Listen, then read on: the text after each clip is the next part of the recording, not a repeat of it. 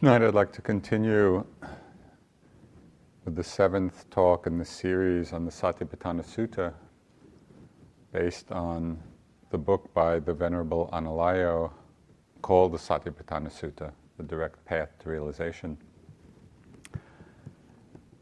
So as you probably remember, the sutta opens with this declaration of the Buddha: Bhikkhus, this is the direct path for the purification of beings, for the surmounting of sorrow and lamentation, for the disappearance of dukkha and discontent, for the attainment of the true way, for the realization of nibbana, namely the four Satipatthanas.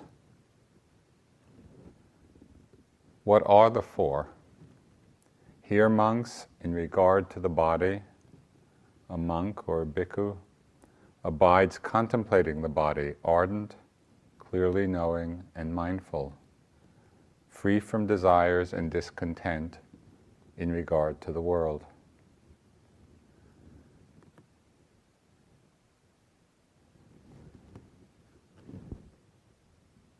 So what are the four? Here, monks, in regard to the body, a bhikkhu abides contemplating the body. In so many places in the suttas, not only in the Satipatthana Sutta, but in many other places, the Buddha speaks about the benefits of using the body as an object of contemplation, as an object of mindfulness. He spoke of mindfulness of the body as a source of joy, as a way of deepening concentration. He spoke of mindfulness of the body as the simplest and most direct way for overcoming the onslaughts of Mara, that is, the arisings of the hindrances or unwholesome mind states.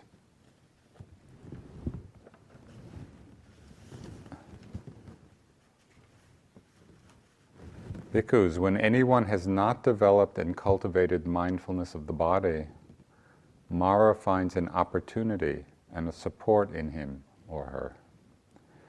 When anyone has developed and cultivated mindfulness of the body, Mara cannot find an opportunity and support. And he went on to use different examples. He likened lack of mindfulness of the body to be similar to a mound of wet clay and a heavy stone falling into the wet clay, and it falls right into the clay, making an indentation. When there is mindfulness of the body, Buddha said it's like throwing a ball of string against a hardwood door. It doesn't have hardly any impact at all. When there's not mindfulness of the body, it's like pouring water into an empty jug. Mara just enters. When there is mindfulness of the body, it's like the jug of water that's already full. We can't add any more in. He also spoke of mindfulness of the body as being the basis for every kind of accomplishment, leading onward to nibbana, to awakening. Bhikkhus, when anyone has developed and cultivated mindfulness of the body, then when he inclines his mind towards realizing any state that may be realized by direct knowledge, he attains the ability to witness any aspect therein, there being a suitable basis. Bhikkhus, when mindfulness of the body has been repeatedly practiced, developed, cultivated, used as a vehicle, used as a basis, established, consolidated, and well undertaken, these 10 benefits may be expected. What 10? One becomes a conqueror of discontent.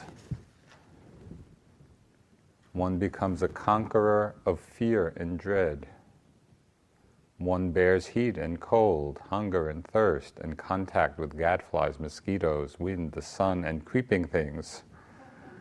One endures ill-spoken, unwelcome words and arisen bodily feelings that are painful, racking, sharp, and piercing, disagreeable, distressing, and menacing to life. This is quite a list of benefits. One obtains at will, without trouble or difficulty, the 4 jhanas that provide a pleasant abiding here and now. One wields various kinds of supernormal power. And by realizing for oneself with direct knowledge, one here and now enters upon and abides in the deliverance of mind and deliverance by wisdom that are taintless with the destruction of the taints. Bhikkhus, when mindfulness of the body has been repeatedly practiced, developed, cultivated, used as a vehicle, used as a basis, established, consolidated, and well undertaken, these 10 benefits may be expected.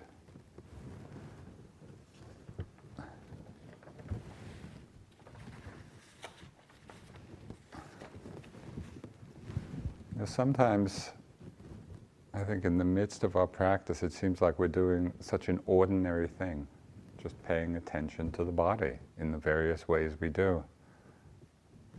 And yet the Buddha is pointing out that the practice of this, the cultivation of it, the establishment of the mind in it, making mindfulness of the body the default setting for our minds, where that's where we abide, more usually, there is tremendous power in this. After the Buddha's death, Ananda remarked that mindfulness of the body can truly be considered one's best friend. And very often in my practice, it has felt like that. In the midst of kind of the endless proliferating thoughts, or in the midst of big emotional storms, or in the midst of the energetic ups and downs of our practice, we can always and easily come back to just this breath, or just this step. So many times in my practice, I've been thankful that it has been this simple. It's not complicated. It's just the practice of doing it. It's the practice of remembering to do it.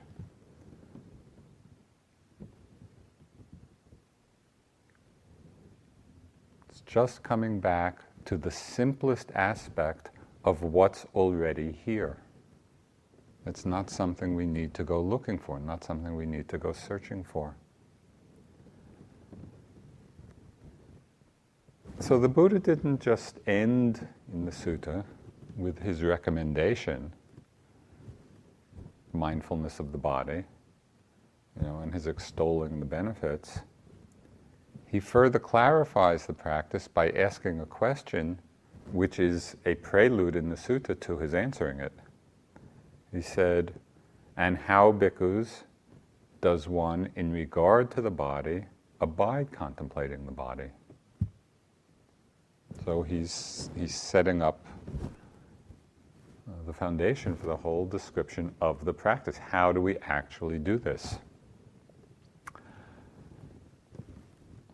He then tells us, "Here, having gone to the forest, or to the root of a tree, or to an empty hut,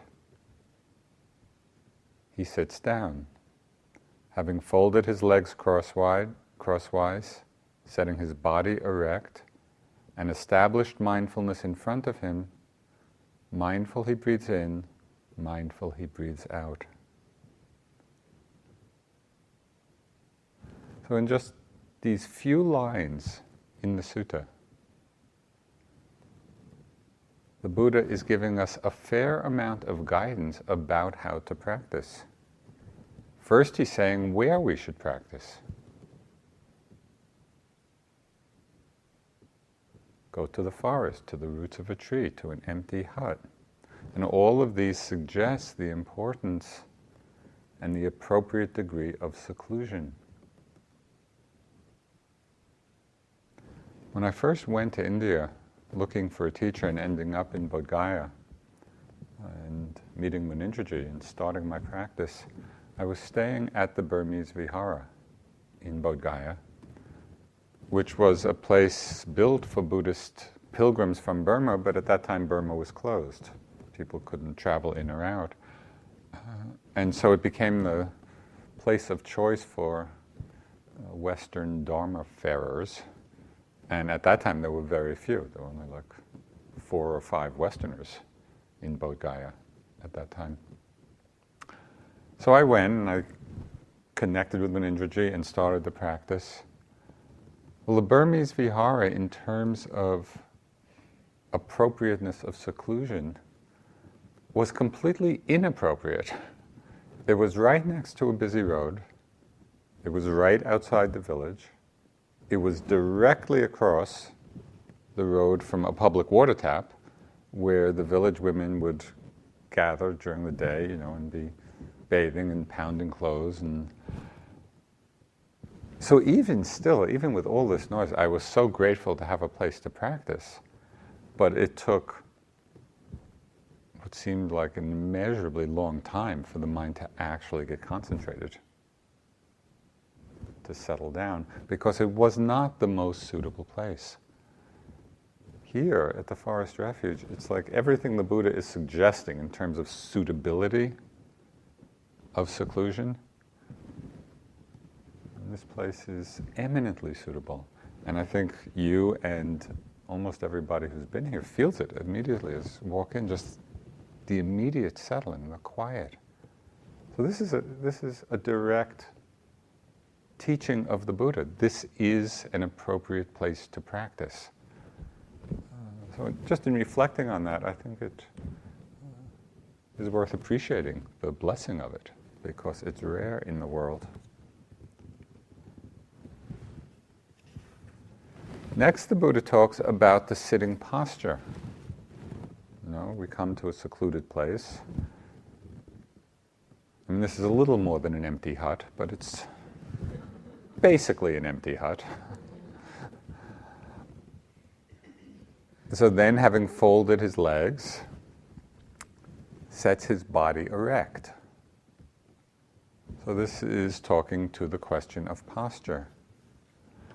Now, of course, we know that in many Asian countries, people grow up sitting cross-legged. So crossing one's legs are not a big deal for most Asians. It's how they sit. Westerners, it's quite a different matter. So I think there's some room here for a little cultural adjustment with regard to sitting posture.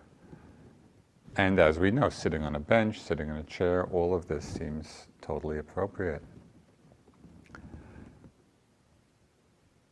When I first began my practice in Bodh Gaya, sitting cross-legged was just impossible for me. It was so painful. I couldn't sit 5 minutes. And so I was sitting in a chair. But I'm very tall, and most chairs were not that suitable for me. So I put this one big wicker chair up on some bricks, and then I put cushions on top of the chair, and then I hung my mosquito net over this whole edifice that I had created. It was like perching on a throne or a shoeshine box or something. And it was a little embarrassing when Munindraji would come in and kind of see me perched. But it worked. It was like, okay, this is what I needed, at least to start with. So we find a suitable posture, and however we're sitting, I think it is helpful to keep the body erect, the back erect, without being stiff or tense. Different Buddhist traditions, of course, give different emphases to this question of posture. In Zen practice, as you might know, there's a lot of emphasis. The posture, the correct posture, is a foundation of the practice. And it gives, as we know, sitting in that way can give a tremendous strength and power to our meditation. It's like the form the form of a erect, straight sitting posture becomes both the container and the expression of awakening, of the wakeful mind. In the Theravada tradition, or in the Tibetan tradition, there's somewhat less emphasis on holding a precise or an exact posture, although still suggesting sitting with the back straight. But what happens here is, and you've probably experienced this in your practice, when the energy and the concentration build, then the back and the whole body straightens from within. It's as if the energy from within is straightening the body, straightening the back. And so there's a trust in that process.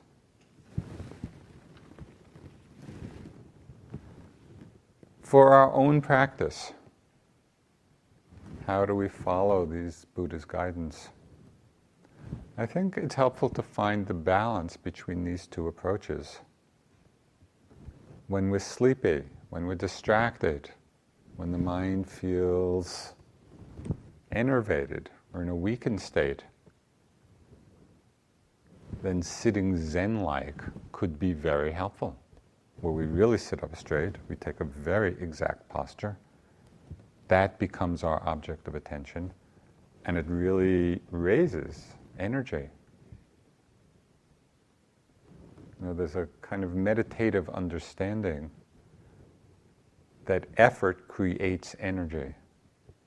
It's not so much that we need energy to make effort.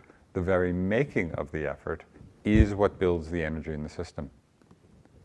You know, and we know this, for example, not so much here, but in our life in the world, if you're feeling very tired, you know, and you go out and do some vigorous exercise, the very effort to do it actually creates more energy in the system.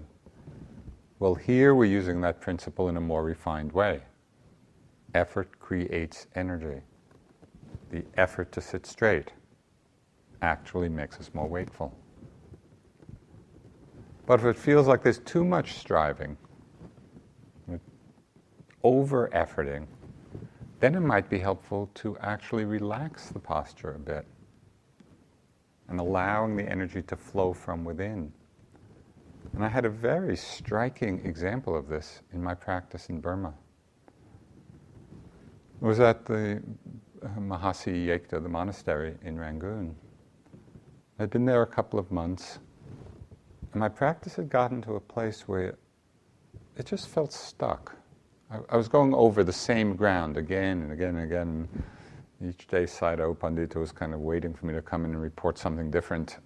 But it was just the same thing that was happening.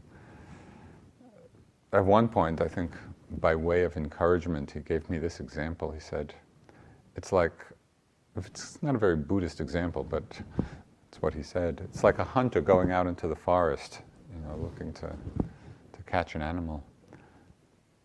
And he goes day after day, and he can never catch the animal, but at least he's learning the ways of the forest. So that's what he told me by way of my practice. You may not be catching anything, but you're learning this particular stretch of ground by going over it repeatedly. But then as sudden, I just had the idea. I had been sitting cross-legged all the time. And I thought, well, I'm going to just start alternating, sitting cross-legged and then sitting in a chair. Sitting cross-legged, sitting in a chair. And it was amazing, just that little bit of relaxing a certain kind of efforting or striving that I didn't even realize I was doing. But just by relaxing the body into a somewhat more comfortable posture, it opened everything up. It actually allowed everything to continue to unfold. So I saw the value of that side as well. Sometimes we make more effort, sometimes we relax the effort a bit. So we go to a secluded spot, sit one way or another with the back erect, and then the next phrase the Buddha uses in the Sutta says, to establish mindfulness in front of him. Now this phrase, establishing mindfulness in front, it's a kind of ambiguous phrase. What does that mean? And it's been interpreted in several different ways. We go to a secluded spot, assume our posture, establish mindfulness in front. In one way of understanding it, it means establishing the attention, focusing the attention just at the tip of the nose, either the nostrils or the upper lips. So it's actually establishing the focus of attention in that place. And an image that's used is like a gatekeeper in an ancient city, that's just watching people come and go, but not actually following them in and out of the city, just staying at the gate. So this is one meaning of establishing mindfulness in front. We establish our attention right at the gate of the nostrils, and we just attend or are mindful of the breath going in, the breath going out.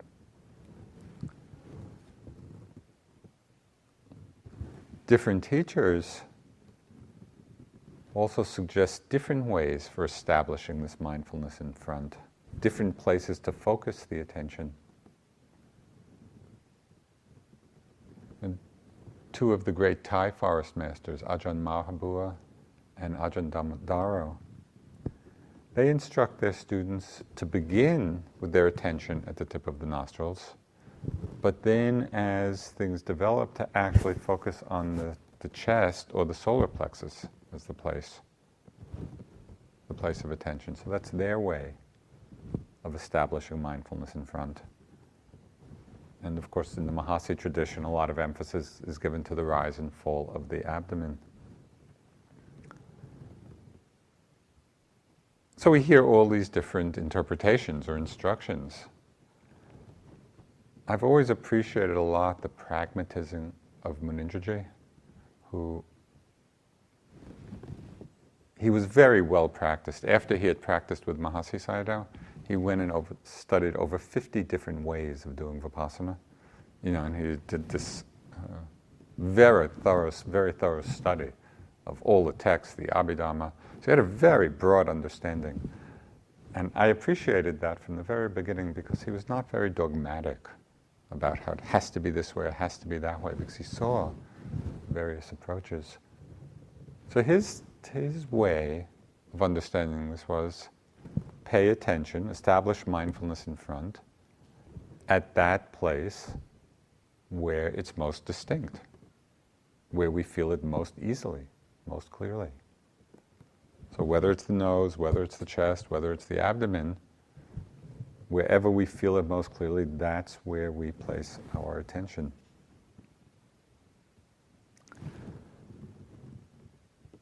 But there's another whole interpretation of this phrase. It's not so much about where we place our attention, but sitting down and establishing a meditative composure, the quality of attentiveness.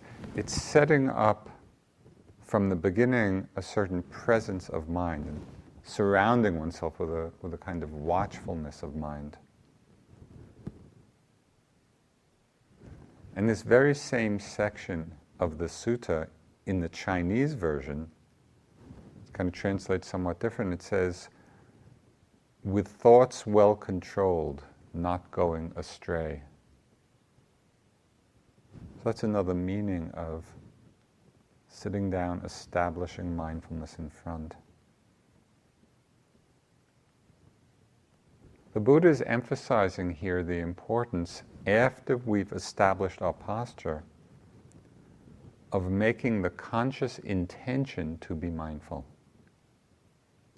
It's the reminder to ourselves, right as we take our seat, okay, this is what I'm doing.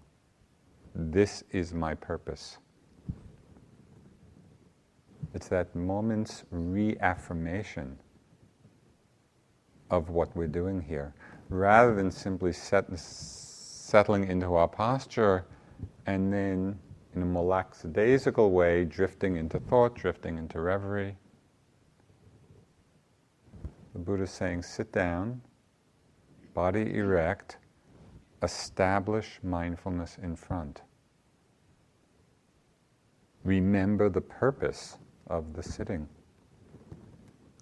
Because that very first moment of intention can actually condition the whole direction of the sitting. It's a powerful moment to pay attention to.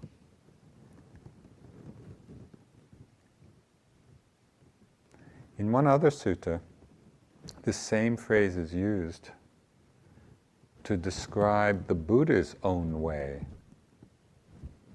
of taking his meditative seat with the motivation of bodhicitta. It describes how he, the Buddha, sits himself cross-legged, sets his body erect, and establishes mindfulness in front of him.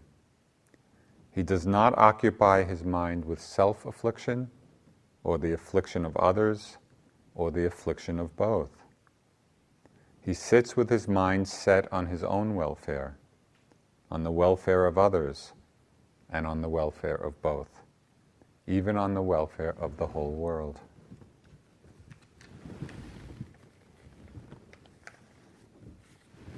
So as we apply these words of the Buddha in the Satipatthana Sutta in our own practice, we can include all of these aspects, all of these meanings.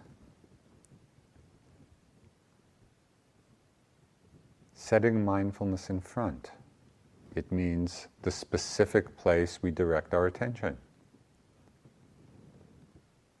It means the basic setting of our intention to be mindful. And it includes the wish for our practice to benefit all beings. So all of that is included in this one short phrase. So we found a suitable place to practice. We've assumed an appropriate posture. We've established mindfulness in front of us. In the sutta, the Buddha then gives a series of progressive instructions regarding the breath as the first of the body contemplations. And he starts out in the most simple way. Having established mindfulness in front, mindful he breathes in, mindful he breathes out. So here, as in so many other places in the suttas, the Buddha is pointing to sort of the invaluable but often overlooked power of our own breathing. Now, this humble breath, which we mostly in our ordinary lives ignore, is such a good and powerful object of meditation because it is always present. And it's a suitable object for all personality types. You know, you're familiar with the Buddhist personality types, the greedy type, angry, aversive, and deluded type. And each one has specific meditations which are particularly appropriate, as antidotes to those tendencies. But the breath is universally applicable. It leads both to deepening concentration and it leads to penetrative insight. And mindfulness of the breath also is a stabilizing factor at the time of death. That even our last breath could be a mindful one, if we're well practiced in it. And that would be a tremendous gift. So as a little practice towards that end, just at night, as you're going to sleep, just watching your breath, whether it's in, out, or rise and fall, in, out, in, out, in, out, and then see if you go to sleep on an in-breath or an out-breath. It's almost like that moment of death, not quite, but can we pay attention to that degree? So we start with this very simple awareness. I know I'm breathing in, I know I'm breathing out. Then the Buddha goes on. He further refines the instruction. The sutta says, breathing in long, he knows I breathe in long. Breathing out long, knows I breathe out long. Breathing in short, he knows I breathe in short. Breathing out short, he knows I breathe out short. Now the idea, as you know, in this practice is not to control the breath. It's not to make it long specifically, it's not to make it short specifically, but it's simply to notice how it is.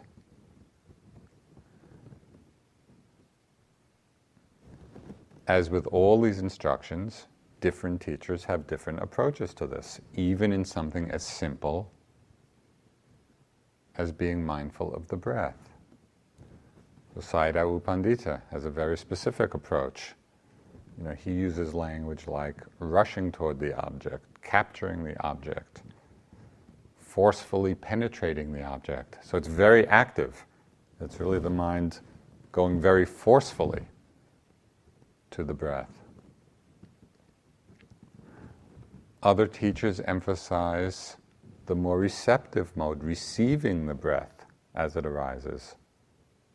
Simply being aware of each breath as it presents itself. If it's long, know it's long. If it's short, know it's short.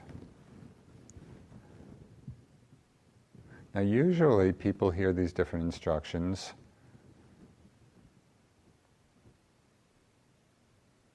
and have a point of view, have an opinion. One is right, the other is right, and get into either external or internal conflict. I think it's much more helpful as we hear these different approaches to see them all as skillful means. Each one is a skillful means for developing mindfulness, concentration, and wisdom. If the mind is over-efforting, if it's tight, we need to soften. If it is wandering a lot, we're very sleepy, then rushing to the object and penetrating it and being with the object with a sense of vigor could be very helpful. Somebody once complained to Ajahn Chah about the conflicting instructions he would give to people. And sometimes he said one thing and another time he'd say just the opposite. And Ajahn Chah just smiled and he said, it's like this, it's somebody walking down a road and you see them falling into a ditch on the right. So you shout up ahead, go left, go left. A little further along, they're falling off on a ditch to the left. You shout down, go right, go right. The instructions are opposite, and yet they're all skillful means for finding the middle path. So we need to see in some way, and especially in a situation like this, where there's so much independence in your practice, you need to be assessing yourself. Okay, what's the right approach here in being mindful of the short breath, mindful of the long breath?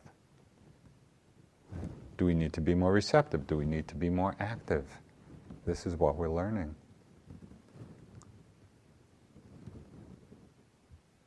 At times the breath can get very refined, and sometimes it's imperceptible. We don't feel the breath at all. At those times, we don't want to be intentionally making the breath stronger in order to be able to be mindful of it, which yogis sometimes do. Rather, it's using the increasing refinement of the breath to draw the mind down to that level of subtlety. It's like listening to the progressively fainter sounds of a bell.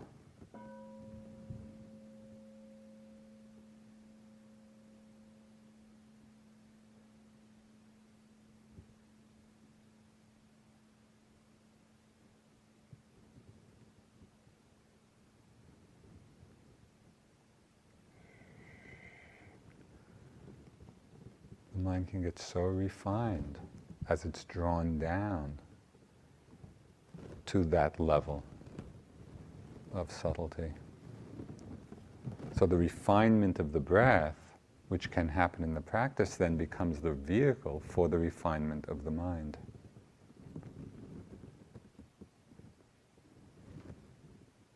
So, having gone to the forest, to the root of a tree, or to an empty hut, one sits down, folding one's leg crosswise, setting the body erect, establishing mindfulness in front. Mindful, one breathes in, mindful, one breathes out. Breathing in long, he knows breathe in long, breathing out long, knows he breathes out long. Likewise with short breath. Now at this point in the sutta, there's a very interesting change of language. In these first two exercises, the Buddha uses the verb to know.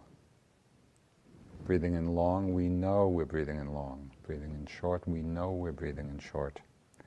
In the next two exercises, the verb changes. It's no longer to know, but to train. So the sutta goes on here, it says, he trains thus, I shall breathe in, experiencing the whole body. He trains thus, I shall breathe out, experiencing the whole body. He trains thus, I shall breathe in, calming the bodily formation. He trains thus, I shall breathe out, calming the bodily formation. This shift of language, and presumably the Buddha used language carefully. It was not like kind of just an accidental change of verbs. This shift from knowing to training introduces into our practice an increased level of intentionality. As we broaden our awareness from just the breath by itself to experiencing the whole body.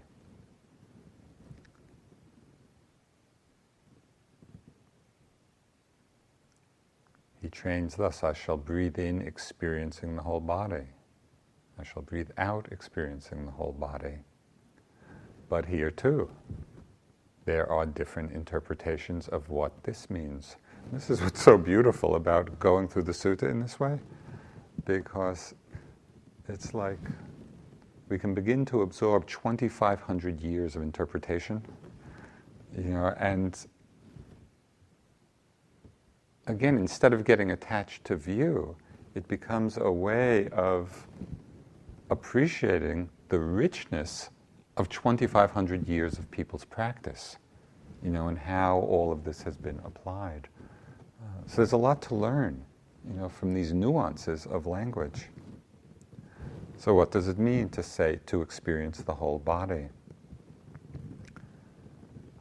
In its most literal meaning, it means breathing in and feeling the whole physical body, feeling the body posture.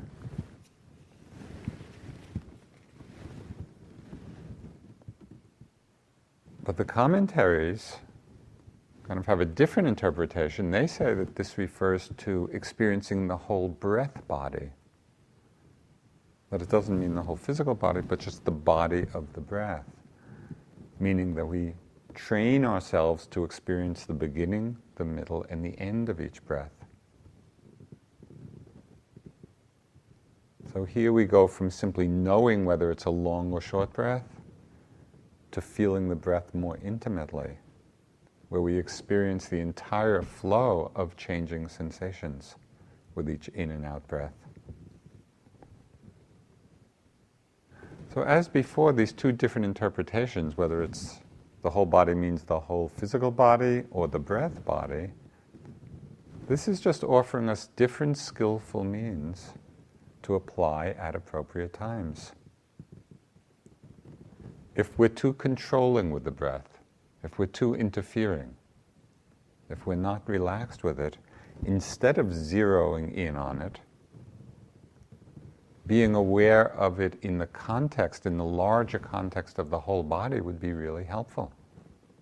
Where we're sitting, we're feeling the whole sitting posture, we're feeling the whole physical body, and the in and out breath is simply a part of that bigger field of mindfulness. But if we're too spaced out, if the mind is just getting lost or wandering or not very precise, then narrowing the focus to just the very microscopic stream of sensations of the in and out or the rising and falling would be a very helpful thing to do.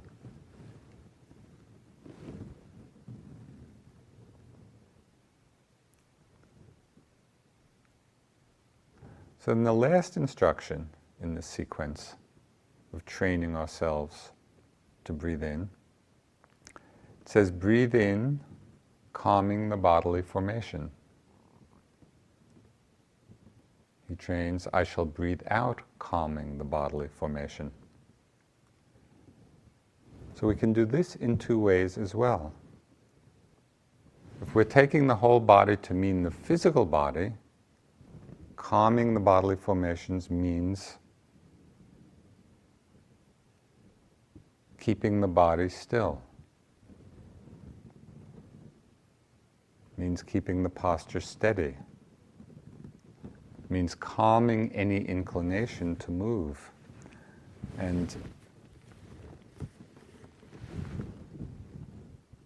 here the use of what we've called vow hours, or vow half hours, or vow 15 minutes can be really helpful. Calming the bodily formation. Goenkaji used to, in his courses, a few sittings a day would be these vow hours where you take the vow not to move.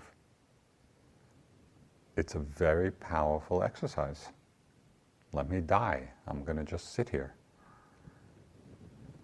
We've gotten, maybe each generation gets a little softer, so we don't necessarily say a vow hour, but take some period of time, where you undertake this training of calming the bodily formation. When we understand calming the body to mean the breath body, this suggests holding the attention to calm the breathing itself. So this is an interesting place of practice, where you breathe in with the intention to calm the breath as you breathe in, to let the breath calm the body. When you breathe out, hold the intention to breathe out, calming the breath. So this is a little more active engagement in the practice.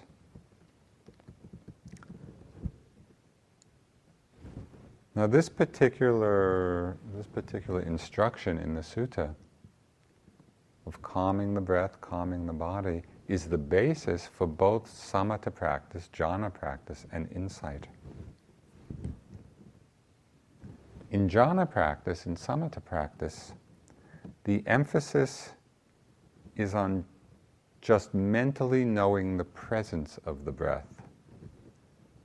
In gaining stability on some sign of concentration that arises. So using the breath as a samatha practice, we're not going to the specific sensations, but we're just resting in the simple knowing of the presence of the breath, and as the concentration deepens, it can either be some mental sign, could be a light or a shape or a form or a color, and the mind gains stability on that. It could be some sign of feeling in the whole body that arises. When we use the breath in vipassana, when we're mindful of it in vipassana, it's a different approach. Because there the emphasis is on precisely seeing the changing nature of the sensations. In the realm of vipassana, we want to see the variety of what's happening and the nature of changing experience. So this is the point in the practice where it can go in one of these two directions.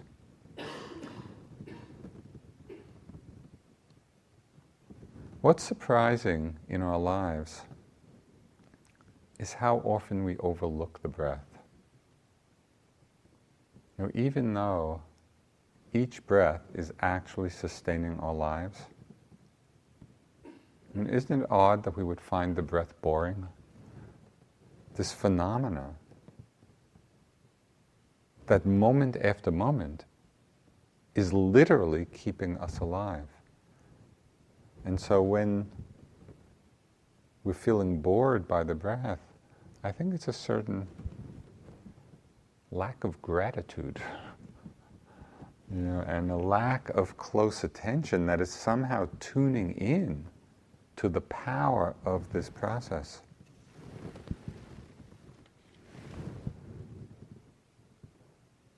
The breath is said to have been the basis for the Buddha's own awakening, this mindfulness of breathing. And it can also be the basis for our own. I'd just like to read a couple of things in closing of how the Buddha spoke of this practice of mindfulness of breathing.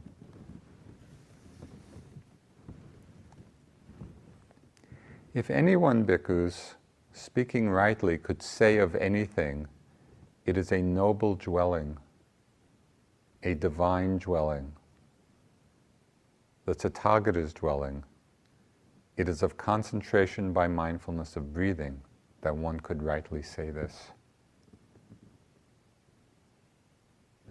Can we sit with that appreciation?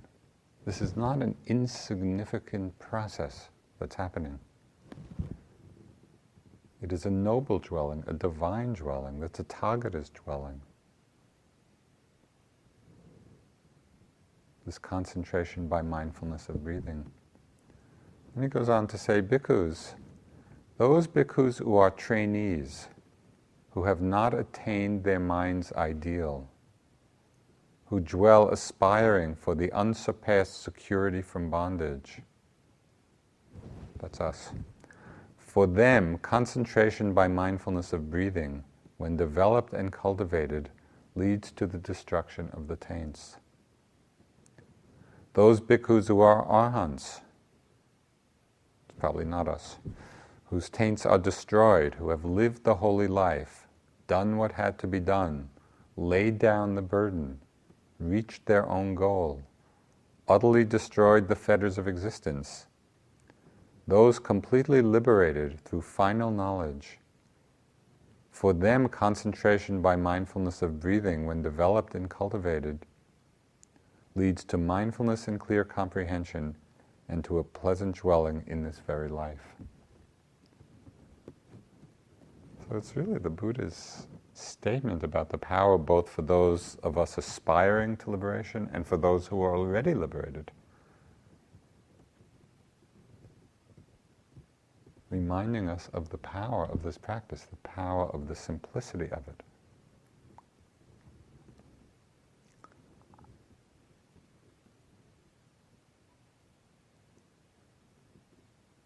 Bhikkhus, if wanderers of other sects ask you, in what dwelling, friends, did the Blessed One generally dwell during the range residence? Being asked thus, you should answer those wanderers thus. During the range residence, friends, the Blessed One generally dwelt in the concentration by mindfulness of breathing.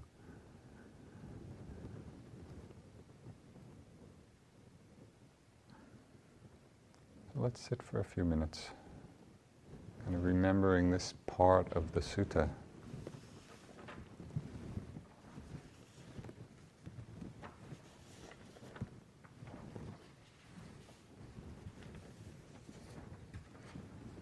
Having gone to the forest or to the root of a tree or to an empty hut, one sits down,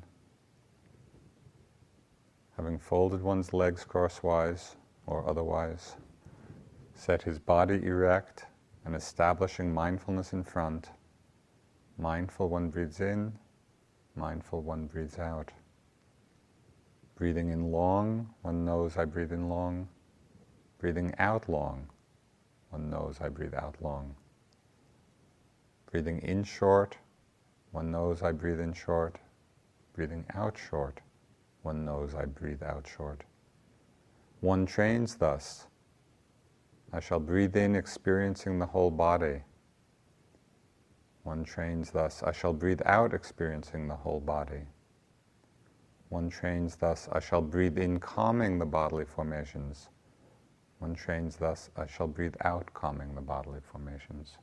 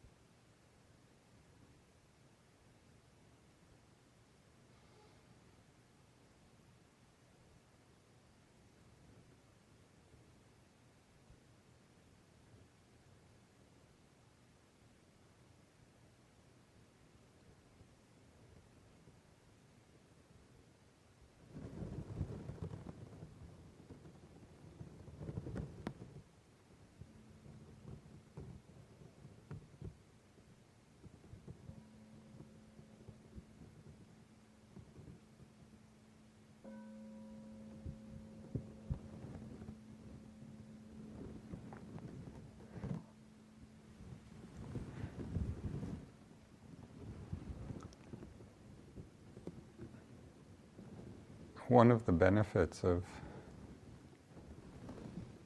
going through the sutta in this way is that taking in the very basic instructions, especially for people who are well practiced, I've found it's a way of illuminating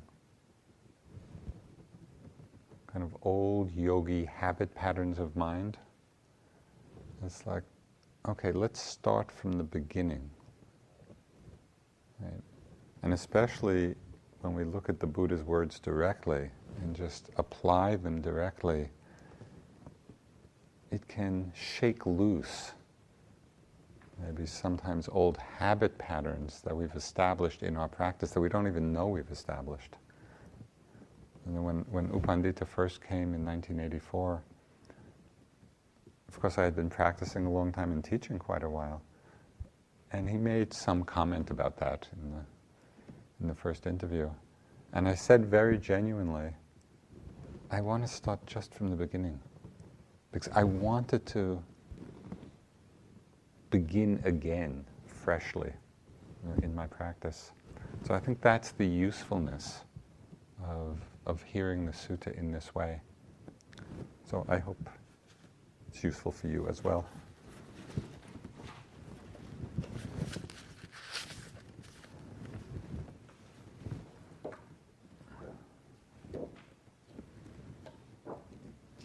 We'll do the sharing of blessings.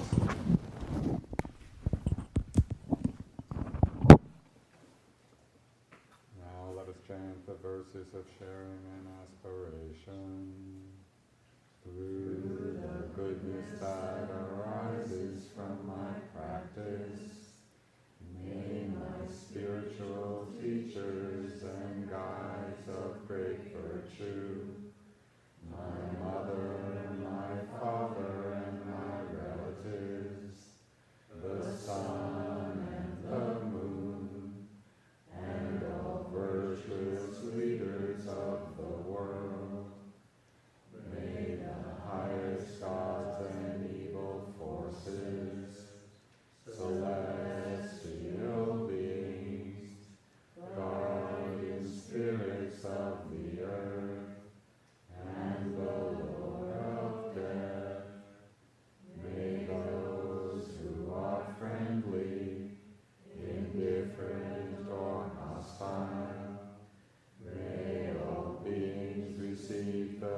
blessings of my life. May they soon attain the threefold bliss and realize the deathless through the goodness that arises from my practice and through this act of sharing. May all desires and attachments quickly cease, and all harmful states of mind, until I realize Nibbana in every kind of birth.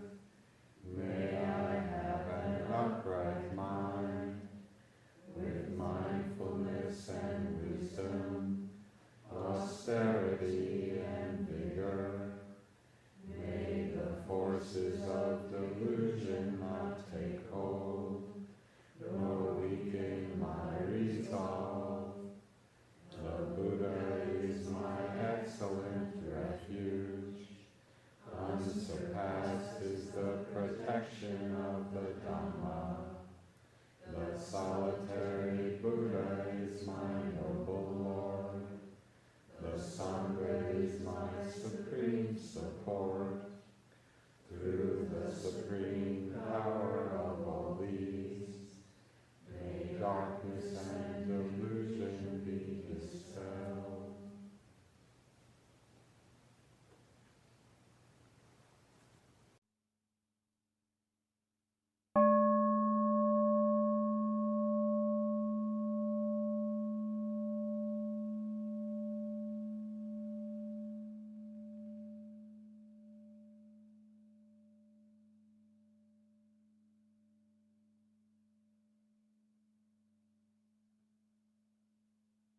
This talk was given by Joseph Goldstein at Forest Refuge on May 29, 2004. It is an offering of the Dharma Seed Audio